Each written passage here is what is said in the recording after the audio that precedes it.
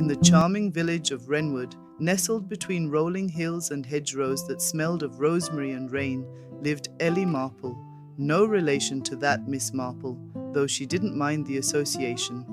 Ellie was 34, quick-witted, fond of Earl Grey and raspberry scones, and the proud owner of a little tea shop called the Steeping Room, just off Lavender Lane. Wrenwood was the kind of place where the local postman knew your dog's name, and a missing slice of cake could be the talk of the week. But one foggy Thursday morning, everything changed.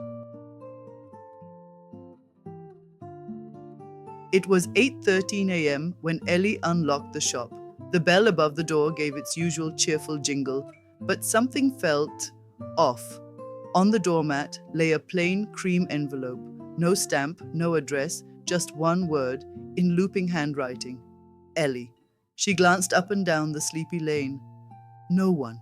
Inside the envelope was a single sheet of paper. The message? He's not who you think he is. The truth lies beneath the lavender. No name, no signature, just that.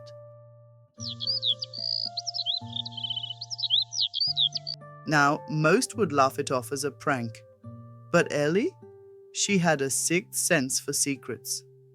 And lately, Andrew Bloom, the village florist, had been acting strange. He said he'd gone to Cornwall for a holiday, but deliveries kept arriving at his shop while he was away. And his famous lavender patch, locked up with a brand new padlock. That was not normal. Enter Moira Tinsdale, Ellie's best friend, retired entomologist, passionate baker, and devout believer that every mystery could be solved with either logic or a Victoria sponge. Over scones and jasmine tea, they made a plan. That evening, with a malfunctioning dog leash and a conveniently dropped hairpin, they strolled past the florist's fence. And behind it, buried beneath the soil of the lavender patch, they found a tin box. Inside, 2 passports. Both had Andrew's face, but different names. One British, one Romanian.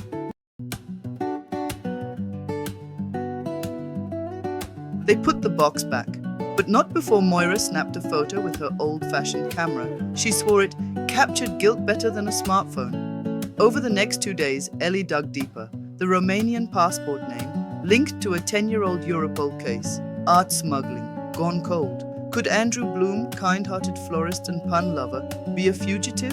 She had to know, so she invited him to tea.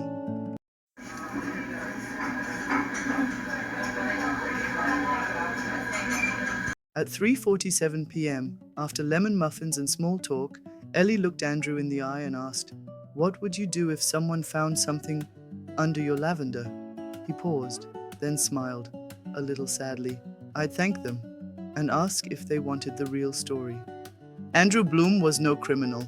10 years ago, he had testified against a crime syndicate in Romania. As part of a witness protection deal, he was given a new identity, a new life, that passport, a backup, in case he ever needed to disappear again. But now, he feared someone in Wrenwood had found him. Hence, the letter. Ellie leaned forward.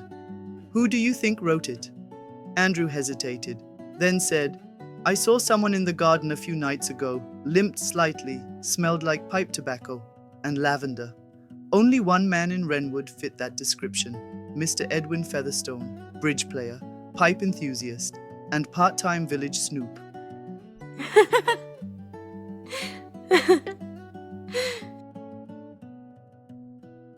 Ellie and Moira visited him the next day under the guise of returning a cake tin.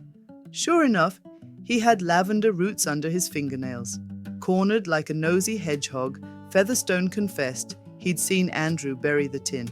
Didn't know what it was, but couldn't resist a little espionage, so he wrote the letter, anonymously, and dropped it on Ellie's mat, hoping she'd do the dirty work. In the end, Ellie convinced him to keep quiet. Andrew destroyed the extra passport. Moira decided to start a blog called Muffins and Mysteries, and the village returned to its usual rhythm, gossip over tea, flower shows, and long walks. But Ellie? She still glanced twice at every new envelope, because in Wrenwood, even the lavender had secrets. Thank you for listening to The Curious Case at Lavender Lane. If you enjoyed this cozy mystery, don't forget to like, subscribe, and share this story with a friend who loves tea, scones, and a dash of danger. Until next time, keep your kettle hot and your wits sharper.